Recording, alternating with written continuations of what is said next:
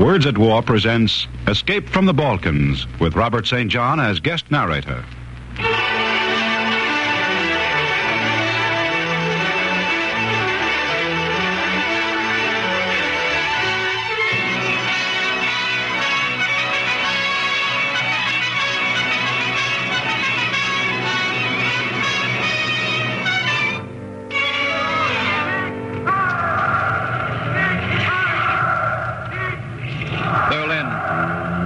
Station, April 1939.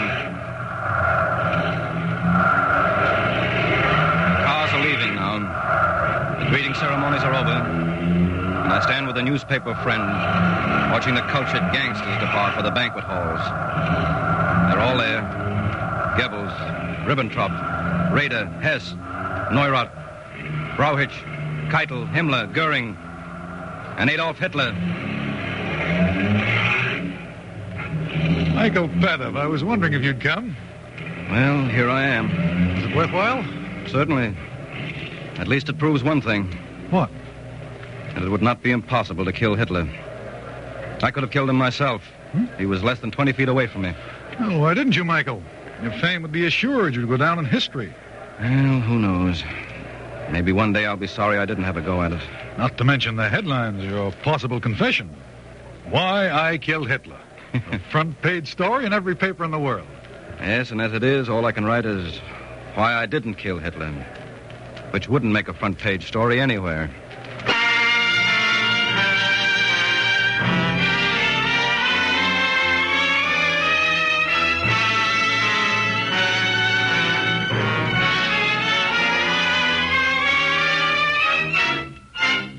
Words at War.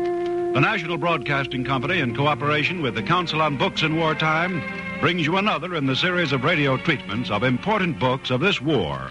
Tonight, our presentation is Escape from the Balkans by Michael Paddock, former correspondent in Bulgaria for the London Times. Our narrator will be NBC's own Robert St. John, who, as a representative of the Associated Press, was with Michael Paddock at the time this story begins.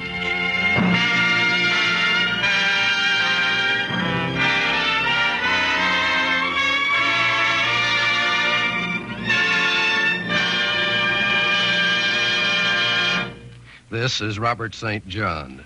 Let me tell you about the Balkan Peninsula. It juts out from the southern part of Europe, west of Turkey and east of Italy across the Adriatic Sea. Its people are Bulgarians, Greeks, Romanians, Serbs, Croats, Slovenes, Albanians, and Turks.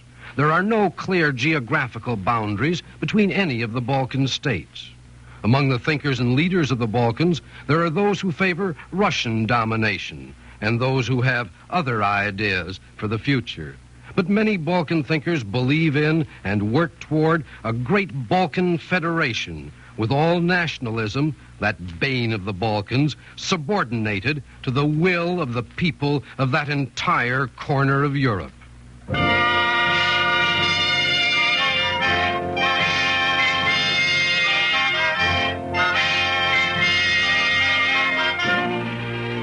On the evening of Thursday, February 27th, 1941, we representatives of the British American press in Sofia, Bulgaria, had just finished an important meeting with the British minister. I was with AP at the time, and Michael Paddock, a Bulgarian, was Sofia correspondent for the London Times and the Daily Express as well. We stood in the lobby for a moment, chatting with Cedric Salter of the Daily Mail. Well, St. John, how does it look to you? I don't think it'll be long before German troops enter the country, with the permission, of course, of the Bulgarian government. Shall you be moving on? Yes, to Belgrade. How about you, Cedric? I'm off for Istanbul tomorrow morning. You, Michael? In a day or two. Saturday, maybe. I advise you, Michael, to come with me tomorrow to Istanbul. It's getting rather hot here. Your papers and visas are in order, aren't they? Yes, they are. You'd be a fool to stay here any longer. Why, it's obvious they'll be here in no time now. Maybe then it'll be too late. The political police will certainly act as the Germans enter Bulgaria. I'll leave Saturday morning. One day after you, Cedric. You have a complex about tomorrow. Saturday'll be okay, too. I don't know. I have a strange feeling. Well, see me off for sure, then. Right, Cedric. See you tomorrow morning. With your luggage, I hope.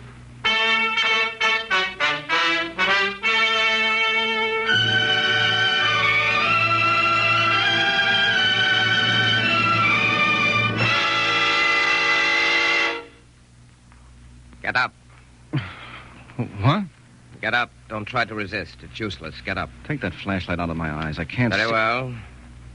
Now, hands up and put them on your head. There's some mistake here. What do you want? Who are you? Is your name Michael Padef? Yes? There is no mistake. Put the light on. Who are you? All right. I am from the Bulgarian Political Police. I have orders to search this house and place you under arrest. Come on now, hurry up. I want a telephone. To whom? A friend. Oh. My secretary, Grigor Grigorov. Very well, go ahead.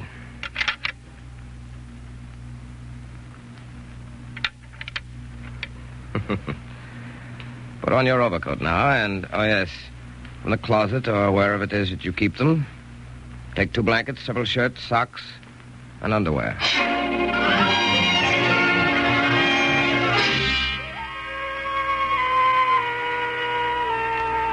No excitement, you see. Everyone calm. Everything quite orderly.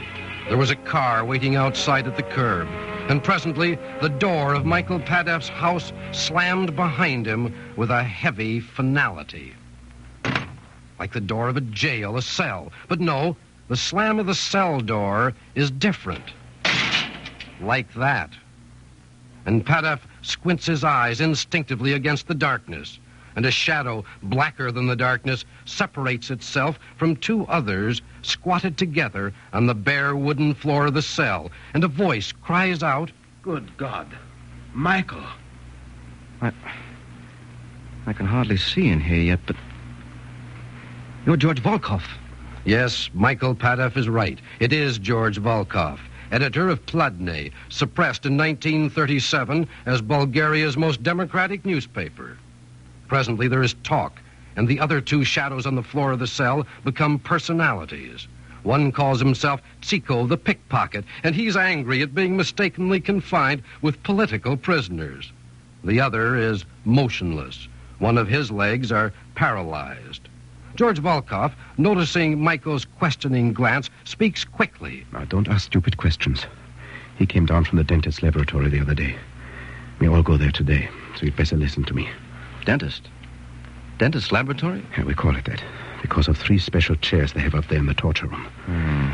Michael, you are now in hell, a scientific hell. There are 2 things you must remember. First, you've got to survive it. Remember that all the time. It helps. At the worst moments, think only of that. You've got to survive it. Secondly, trust no one. Absolutely no one. That's all. Now tell us the news. Did you read the papers this morning? Oh, curse the luck. Come, Padef. Herr Drexler wants to see you. Why, you are honored, Michael. So soon, Herr Julius Drexler of the Gestapo. He's as smooth as he's patient, Michael. Don't let him deceive you.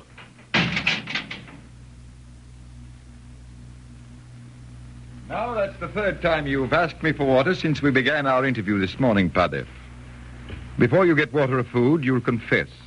There is nothing for me to confess, Herr Drexler. No? Well, we will go back again. You admit that you met the American Colonel Donovan last month. I was introduced to Colonel Donovan, yes. There we begin. So were all the other foreign correspondents. Padef, we know all British and American foreign correspondents are in the pay of their Secret Service. This is a fact, and we can prove it. Now, what did you report to this Colonel Donovan? I am not in the pay of the Secret Service, Herr Drexler. And I had nothing to report to Colonel Donovan. So, your case is quite hopeless, Padef. And yet, you can save yourself much pain and suffering if you confess. Confess. What shall I confess? Padef, why didn't you kill Hitler? What? We have proofs that you once expressed regret that you did not kill Hitler. And you added that if you had a second opportunity, you wouldn't miss it.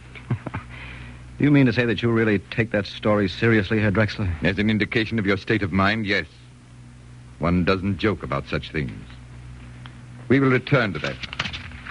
I have here a map of the United States. You've been writing and sending telegrams to a place called Urbana in the state of Illinois. Show me it here on this map. So, there is such a place. Why do you send letters and telegrams there? The University of Illinois is located near the town. I'm to take a postgraduate course in journalism there. Really, Padre? How do you think you could get to America when the U-boats have made it impossible to cross the Atlantic?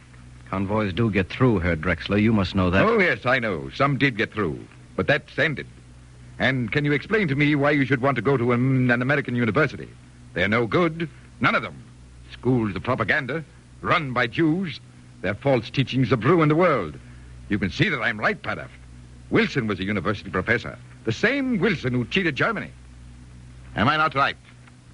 I need a glass of water, Herr Drexler. Oh, water. Have your water, then. This is not the torture chamber. Sergeant, take this man back to his cell. This seance is ended, Padaf. But tomorrow is another day.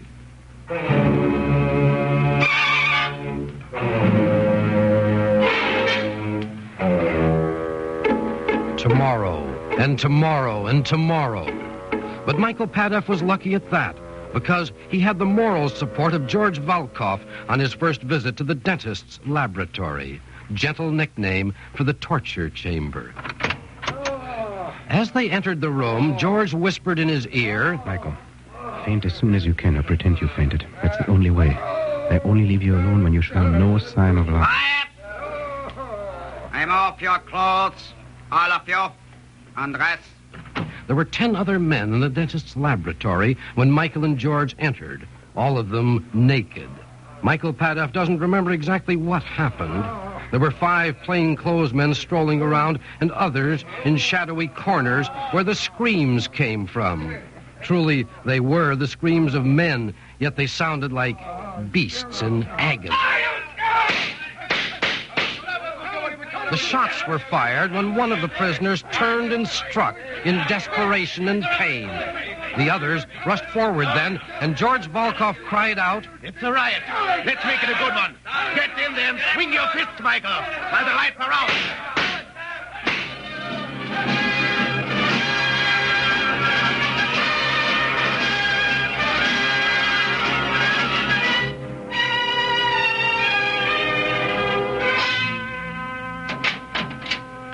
Here, take your clothes, you two. You will not go back upstairs until we find out how the trouble started. Thanks. What happened to our cellmates? They have gone. Big Bertha got them, I think. What does he mean by Big Bertha got them? No matter, Michael. I've got a piece of news I couldn't give you earlier when the others were still in the cell. You and I are leaving this place within the week. For better or worse? I don't know. It's a place called Gondavoda. It's a concentration camp. Oh, God help us. Well, we are bound to get some exercise anyway. Yes. George, what is Big Bertha? The furnace in the cellar.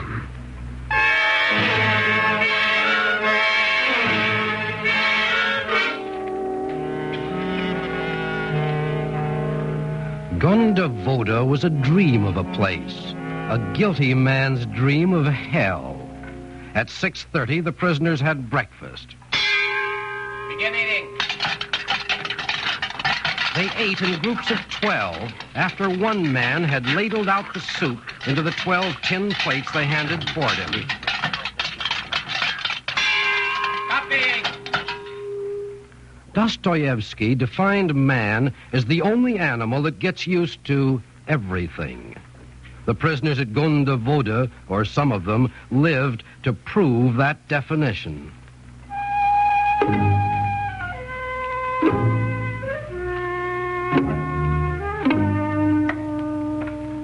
To steal a loaf of bread from the policeman's building, to smuggle away some firewood for the dormitory stove.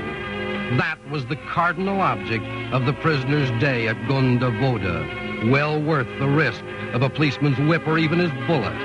And how the camp grew. There were only 47 prisoners when Michael Padaf and George Volkov arrived there. There were more than 1,000 before they left. There were Bulgarians, Romanians, Greeks, Albanians, Serbs, Croats, Czechs, Russians, Jews. Even the red and the white Russians forgot their ideological quarrel in their common quest for food and warmth. With more prisoners came less food and poorer quarters, but more filth.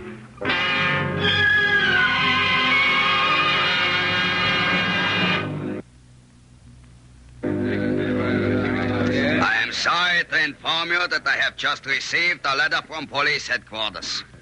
There is an epidemic of typhus in the camp. Hereafter, you will be completely isolated. The food will be brought to the place where you eat by the cook. But you will be permitted to go and get it only after he has left. In the meantime, I shall increase the police guards.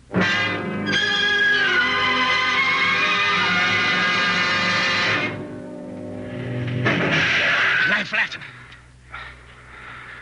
All right, Michael? Yes. Marin? All right. That guard saw nothing, I'm sure of it. Fired on a chance. All the same, this is idiotic business. You volunteered, Michael. I volunteered to escape. I'm not so sure I agreed to come back. And now we're free. We must come back. All three of us. It's the only way the messenger from the village will get through to Sofia. If we're not back by roll call tonight, the whole district will be surrounded by police. And no messenger will get through to Sofia. And every soul at camp may die of typhoid. You know very well our friends with the government in Sofia don't know what happens here. All right, I agreed. I still agree. I think I only spoke aloud the thirst for freedom that you two managed to stifle. All right, come along. We can move now. Let's go down to the village.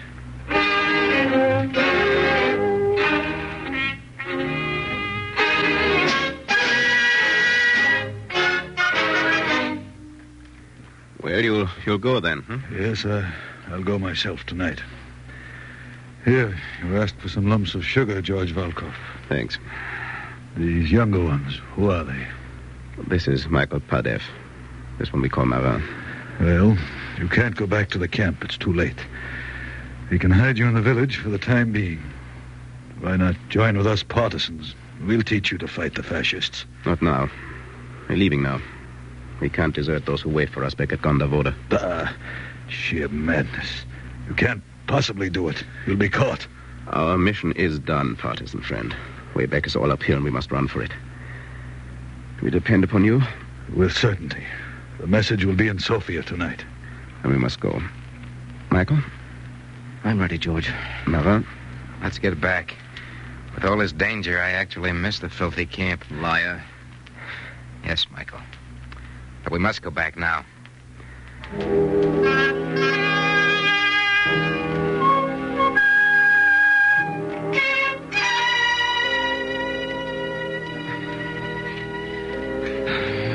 Get up, you two. The sugar will help you along now. All right, I'll get up. But I can't and don't propose to run or walk another step. Nor shall I. We're too late anyway. It's nearly 5. There's still 2 hours until roll call. We're not that far from Gondavoda. We can make it. Who wants to make it? Who really wants to make it? You can go on if you want to. I absolutely refuse to. I'm free and I shall do as I please. He said so.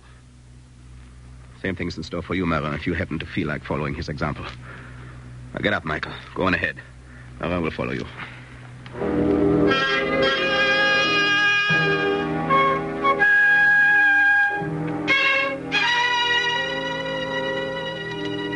What do you make of it, Michael? This midnight lineup. I don't know. Our messenger to Sofia was caught, maybe? No, I doubt that. 3 days have passed. If he'd been caught, there would have been some sign. Careful. Here comes the beast. Well, now, let us see what we have here. Baka, Komarescu, Levin, Lesser, Marin, Padev, Seda, Taylor, Volkov. Quite a representative group, I should say. Confound you. Has anyone anything to say? Don't you want to know where you're going? Swine! Spies! Traitors! Why on earth didn't they shoot you long ago? Idiots. All right, get them into the truck. Get them out of my sight.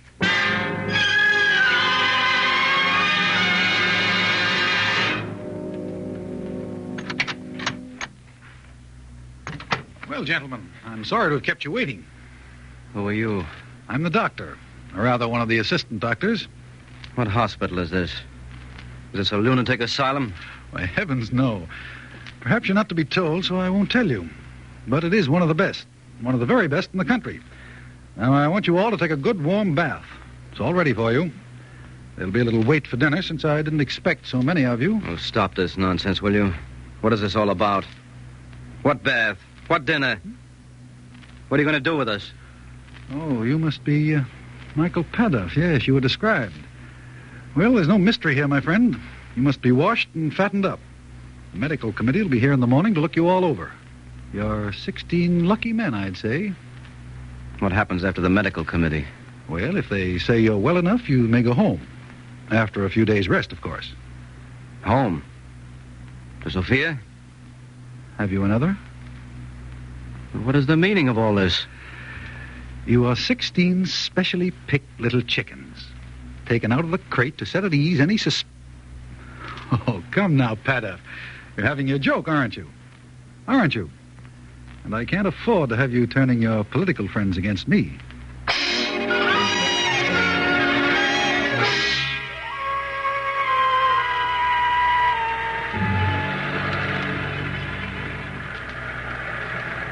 Hello. How are you? All right, thanks. Glad to see you back again, Michael.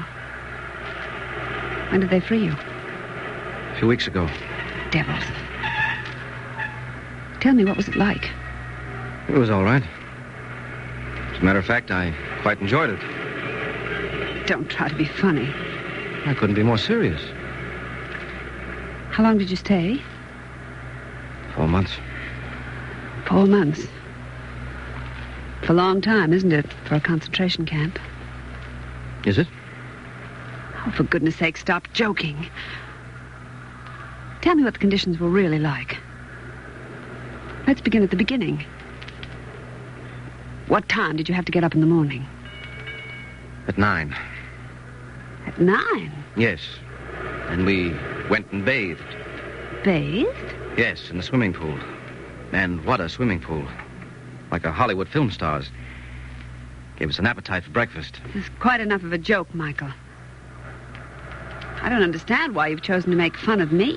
I'm sorry. I only wanted to know the truth about the conditions in the camp. One can never tell these days. For all I know, I may be sent there, too. There are no women there. Well, something like it. Well, if you are, I advise you to take your skis. The camp is right up a mountain, and there are plenty of nice runs down. By the way, Michael, you know George Volkov, don't you? Yes, indeed. Wasn't he in the camp with you? As a matter of fact, we slept in the same room. Well, I saw him last week, and he told me quite a different story. Really? What did he tell you? That you worked like slaves for 9 hours a day. That you got next to nothing to eat. That you almost froze to death. Died of typhoid. That you weren't allowed to smoke. What? And that they beat you. That's really going too far. Well, then how do you account for it? For what? The difference between his story and yours. Uh-huh. George Volkov was hanged yesterday, wasn't he?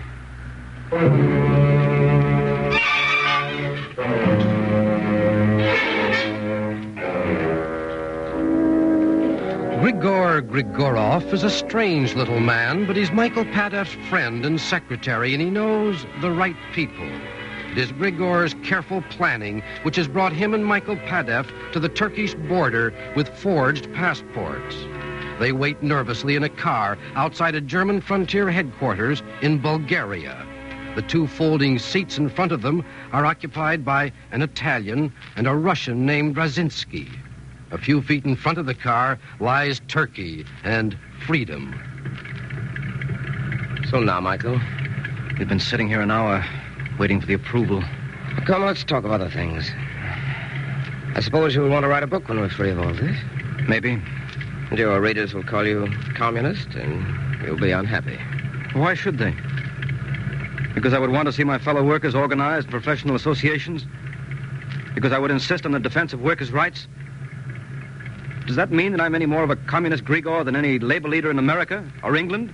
Michael, don't you advocate that Russia should be the chief influence in the Balkans? How do I know whether Russia even wants to be?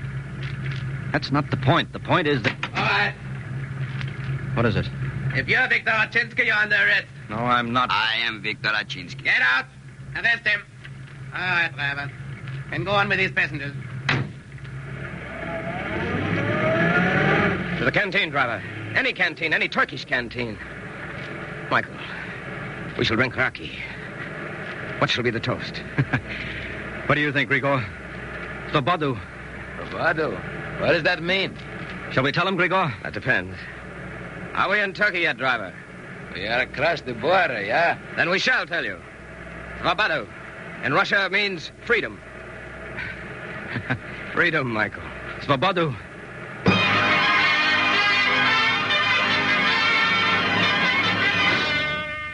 Tonight, in Russia, great Soviet armies drive westward toward the Balkans, grinding the Germans underfoot.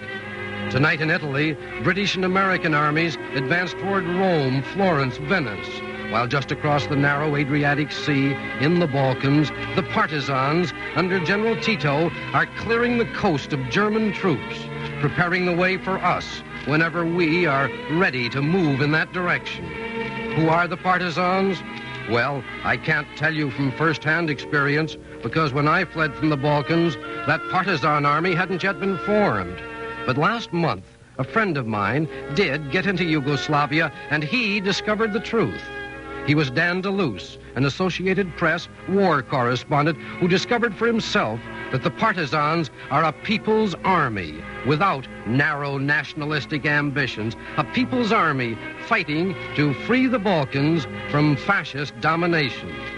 When he got across the Adriatic and located partisan headquarters, he talked to the men who lead the men in that fight for freedom. He saw priests fighting side by side with farmers, all of them very ragged, but all of them very fearless, all of them with a great abiding faith in the former metal worker who leads them, their general, a man named Tito. Dan DeLuce saw their need of help. He saw their need of modern machines and powerful weapons to replace ox carts and shotguns. He learned how willing they'll be to tear up their vineyards to make landing strips for Allied planes. Dan DeLuce brought back word that they're waiting there in the Balkans, the people of the Balkans. They want our help, but most of all, they want freedom, Svobodu.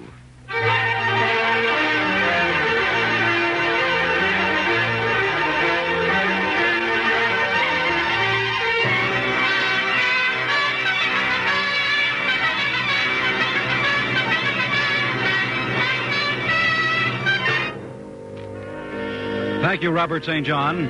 As the 24th program of Words at War, we have brought you an adaptation of parts of Michael Padeff's book, Escape from the Balkans, with Robert St. John as the narrator. The book was adapted for radio by Neil Hopkins. Padeff was played by Les Damon. The original music was composed and conducted by Morris Momorsky, and the production was under the direction of Joseph Losey. Words at War is brought to you in cooperation with the Council on Books in Wartime by the National Broadcasting Company and their independent radio stations associated with the NBC network. This program came to you from New York. This is the National Broadcasting Company.